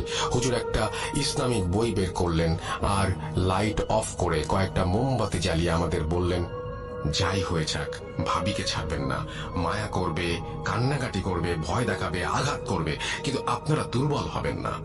এরপর হুজুর বাকি 4 জন হুজুরকে বললেন মোমবাতি নিয়ে রুমের 4 কোণায় গিয়ে দাঁড়াতে। এরপর সবাই সবার হাতে থাকা বই খুলে দোয়া আর সূরা পড়তে শুরু করলেন। আমি আর আমার আব্বু সহ আমার বোন মাইশাকে ধরে রেখেছিলাম। দোয়া পড়ার সাথে সাথে মাইশার শরীর ভিজে যাচ্ছিল ঘামে, আর মাইশা মুখ দিয়ে এমন শব্দ করছিল যেন সে নিঃশ্বাস নিতে পারছে না। দেখে মনে হচ্ছিল মাইশা খুব কষ্ট হচ্ছে। এরপর মাইশা ঘাড় ঘুরিয়ে আমার কানের কাছে বলতে লাগলো, স্যার, মাছ কিন্তু নিয়ে ফেলেছি, এবার বড় মাছ নিব। হুজুর কি করবে? ও তো নিজেই নিজের রক্ষা করতে পারবে না, ওই দেখ হুজুর কবরে।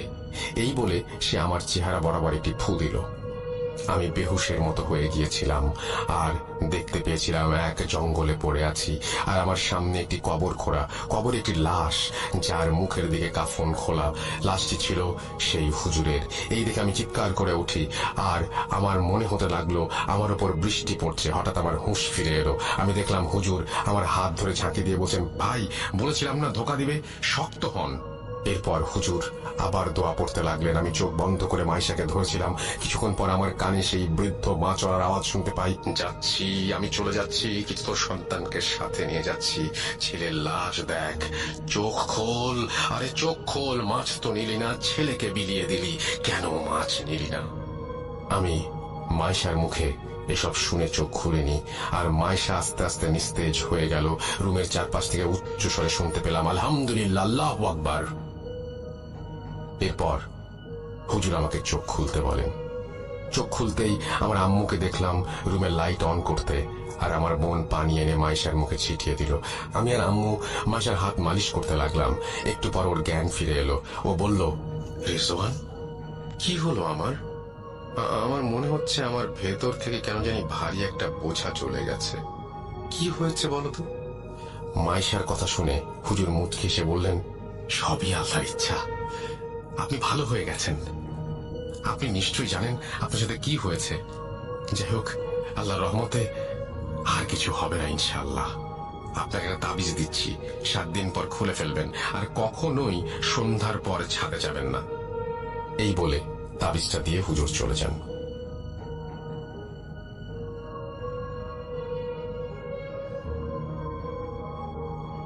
রেজন ভাই এইটুকু বলে দীর্ঘশ্বাস ফেলেন। ঘটনাটি ঘটেছে কয়েক বছর আগে। আমি আজও ভুলতে পারিনি কিছুই। বাজারে গিয়ে এখনো মাছ কেনার সাহস হয় না আমার। আমার নিষ্পাপ বাচ্চাটা আর দুনিয়ায় নেই, সব ভেবে কেমন যেন লাগে। আমি একটা কথাই আমার বোনদের উদ্দেশ্যে বলতে চাই যে সন্ধ্যার পরে কেউ ছাদে যাবেন না খোলা চুলে, মাথায় কাপড় দিয়ে রাখবেন। গুরুজনের কিছু কথা আসলেই মেনে চলা উচিত। মনে রাখবেন, যা রটে তা কিছুটা বটে। আর একটা কথা, একটা ভুল যে কারো জীবন ছারখার করে দিতে পারে। মাইশা এখন ভালো আছে, আমার বাবা মাও ভালো আছে, কিন্তু আজও আমার কোনো সন্তান নেই। এই বলে রেজন ভাই ওনার ঘটনা শেষ করেন। এরপর নদীর পাড় থেকে উঠে আমার এক পরিচিত বড় ভাই আর রেজন ভাইয়ের কাছ থেকে বিদায় নিয়ে বাড়ির দিকে চলে আসি।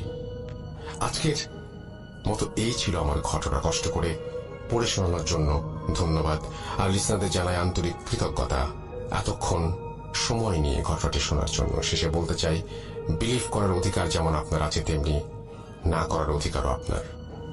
অনিচ্ছাকৃত ভুল ত্রুটির জন্য ক্ষমা করবেন। আজ বিদায় নিচ্ছি, সাবিত ফ্রম ময়মনসিংহ। সবাই ভালো থাকবেন। আসসালামু আলাইকুম। তো এই ছিল ঘটনা, এবং এই ঘটনাটি নিশ্চয়ই আপনাদের ভালো লেগেছে। যদি ভালো লাগে অবশ্যই আমাদের জানাবেন। আর আপনারাও এরকম ঘটনা বেশি বেশি করে পাঠান, অডিও ক্লিপ আকারে বা লিখে। আমাদের অ্যাড্রেসটি হচ্ছে russell.booth.com@gmail.com। আপনার নাম, ঠিকানা এবং ফোন নাম্বার সহ আপনার জীবনে ঘটনা বা আপনার জানা সেরা ঘটনা লিখে পাঠিয়ে দিন আমাদের কাছে। ঘটনার শুরুতে অবশ্যই উল্লেখ করুন ঘটনাটি আপনি স্টুডিওতে এসে শেয়ার করতে চান নাকি আপনি চান আপনার ঘটনা আমরা পড়ে শোনাই। যারা দেশের বাইরে রয়েছেন তারা সরাসরি অডিও ক্লিপ পাঠাতে পারেন বা লিখেও পাঠাতে পারেন ঘটনা। আমরা চলে যাব আমাদের পরবর্তী ঘটনায়।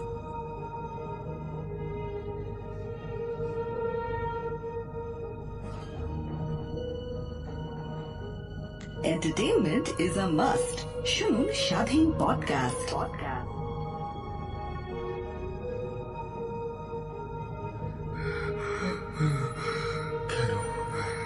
কেন তুমি আসো? আমি শুধু তোমার সাথেই থাকতে চাই। কিভাবে সম্ভব? মৃতদের এই পৃথিবীতে থাকতে নেই। তুমি চলে যাও, চলে যাও, প্লিজ চলে যাও। সবটাই কি ইলুশন, নাকি অন্য জগতের কেউ কখনো হাজির হয়ে যায় চোখের পলকে? Booth.com with Russell। আমার ভালো না লাগলেও আস্তে আস্তে তার সাথে ফোনে কথা বলতে বলতে এক পর্যায়ে তাকে ভালো লাগতে শুরু করে। ফ্যামিলির সবাই রাজি ছিল এবং সে যথেষ্ট হ্যান্ডসাম ছিল। লেখাপড়া বাদ দিয়ে যতটুকু সময় পেতাম রাত তার সাথে কথা বলতাম। আমার একটু সমস্যা হতো, কারণ আমার মামা ছিল প্রচন্ড রাগী। সবাই মামাকে ভয় পেত, আমিও মামাকে অনেক ভয় পেতাম। তাই আমি রাতে কথা বলতে চাইতাম না, কিন্তু আমার ফিয়ন্সে রাতেই বেশি কথা বলতে চাইতো আমার সাথে।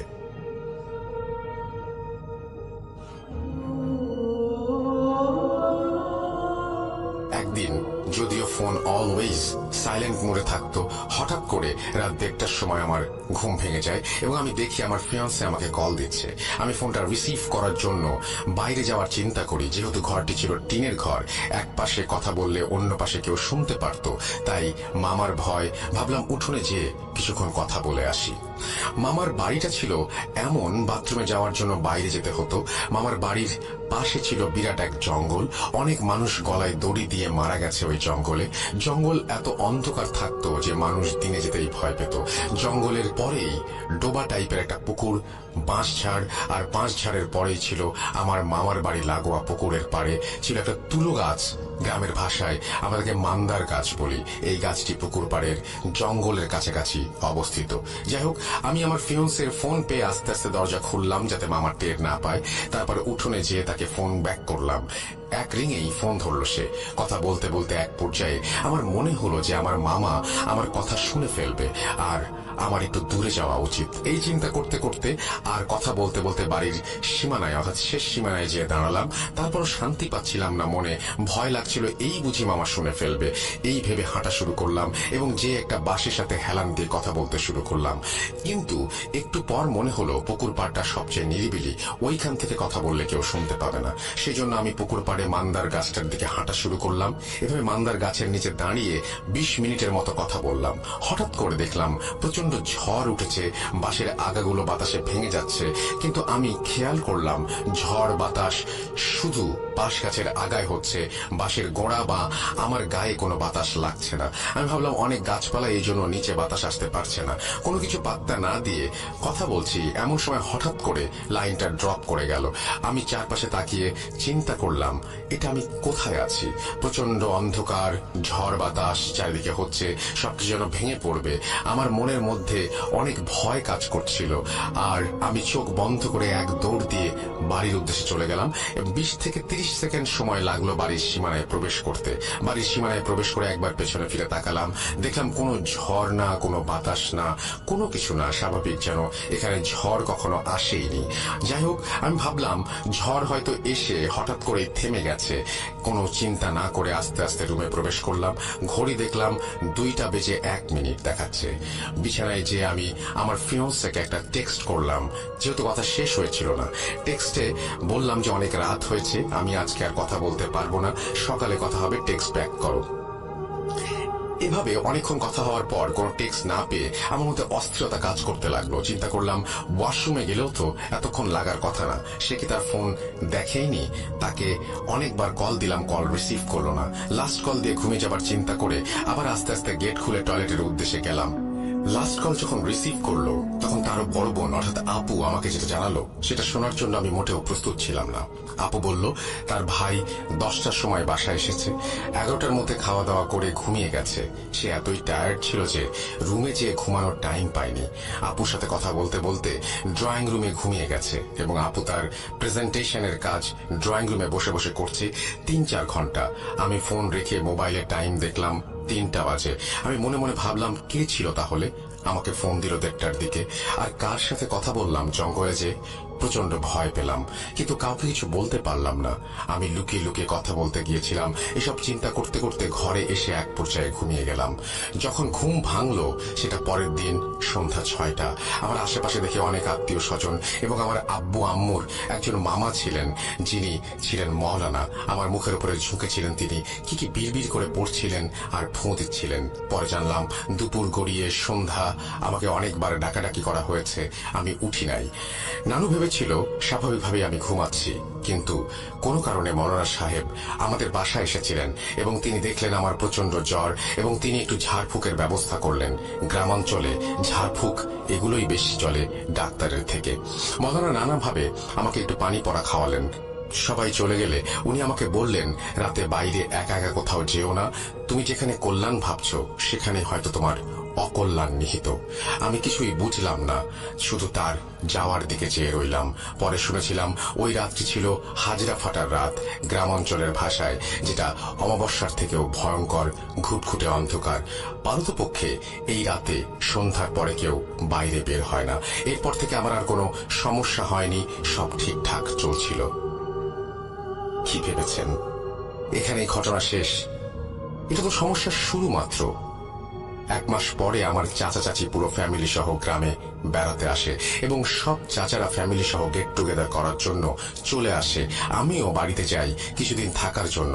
হঠাৎ করে আমি তার ফ্যামিলিতে একটু পরিবর্তন লক্ষ্য করলাম। যেমন চাচা আর আগের মতো অন্য চাচাদের সহ্য করতে পারছে না, দাদুর সাথে খারাপ ব্যবহার করছে।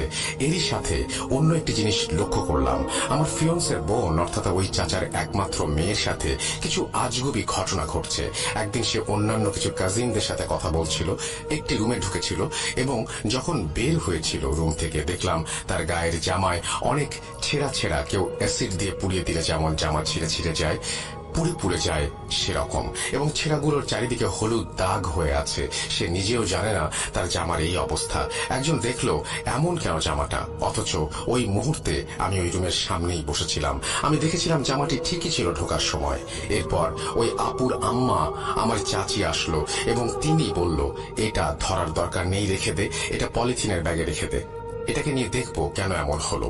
আমি কিছুই বুঝলাম না উনি কাকে দেখাবার কথা বলল, কিন্তু আমি আপুর এই অবস্থা দেখে খুবই দুঃখ পেয়েছিলাম এবং আমার ফিয়ন্সের বড় বোন ছিলেন তিনি। এরকম আরো অনেক ঘটনা ঘটেছিল সেদিন, যেগুলো আমি নিজের চোখে দেখেছিলাম। যাই হোক, বেসিক্যালি সবাই এসেছিল দাদুর অসুস্থতার কারণে, কিন্তু ওই চাচার আচার আচরণে দাদু আরো বেশি অসুস্থ হয়ে পড়েন এবং এক পর্যায়ে দাদু মারা যান।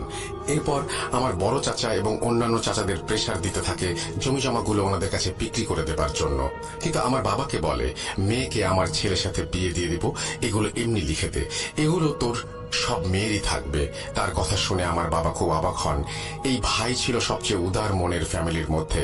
আমার বাবা রাজি হয়নি, কারণ আমার একটি ছোট ভাই ছিল এবং তিনি বলেছিলেন আমার মেয়ের কিছু দরকার হলে আমার কাছ থেকে নেবে, তার তো অংশ আছে এখানে। এটা শোনার পর থেকে চাচা চাচি আমাদের বিয়ের ব্যাপারটা আর মানতে পারছিলেন না। অনেক ঝামেলার এক পর্যায়ে আমাদের বিয়েটা ভেঙে যায়। এভাবে চলতে চলতে এক পর্যায়ে আমার উপর অত্যাচারের মাত্রা বেড়ে গেল। চাচার কথা ছিল তিনি বড় ছেলে, তাই হিসাব অনুযায়ী অন্য কেউ জন্ম না নিলে সব সম্পত্তি তারই পাওয়ার কথা। সে গ্রামের কিছু গুন্ডা লোকদের নিয়ে আমাদের কিছু জায়গা দখল করলো এবং আমাদের জায়গায় বিল্ডিং বানাতে গেল। তখন বাবা আইনের আশ্রয় নেওয়ার কথা ভাবে। ঠিক তখনই বাবা ব্রেন স্ট্রোক করে বসলো। 1 সপ্তাহ বাবা সার্ভাইভ করেছিল, তারপর বাবা মারা যান। মারা যাওয়ার ঠিক 1 সপ্তাহ পরে আমাদের ঘরের সামনে পুকুর পাড়ের 2টি জলজ্যান্ত তাল গাছও মারা যায়, যেটা আমার আম্মু লক্ষ্য করেছিল। আমার আম্মু খুবই পরহেজগার ছিলেন, একজন মহিলা যিনি 5 ওয়াক্ত নামাজ পড়তেন, সন্ধ্যায় কোরআন শরীফ পড়তেন, বিভিন্ন মহিলাদের মাহফিলে যেতেন এবং অনেক আমল করতেন। একদিন আম্মু আমাকে বড় হুজুরের বউয়ের কাছে নিয়ে গেলেন। তিনি তার হাজবেন্ডের সাথে কথা বলবে বলে একদিন পরে আসতে বললেন। পরের দিন গেলাম। যাওয়ার পর মুষলধারে বৃষ্টি শুরু হলো। বড় হুজুর পর্দার আড়াল থেকে কথা বলতে শুরু করলেন আমাদের সাথে। বড় হুজুর আম্মুকে বললেন, এই মেয়ের তো এখানে বহু বছর আগে থেকে কালো জাদু করা হয়েছে এবং আমাদের বাড়িতে 2টি গাছ মরে গেছে, গাছ 2টি কেটে তার গোড়ায় যা পাবো সব বিসমিল্লাহ বলে পুড়িয়ে ফেলতে হবে এবং 2টা তাবিজ তার কাছ থেকে এনে আমরা সেই অনুযায়ী বাড়িতে যাবার জন্য প্রস্তুতি নিলাম।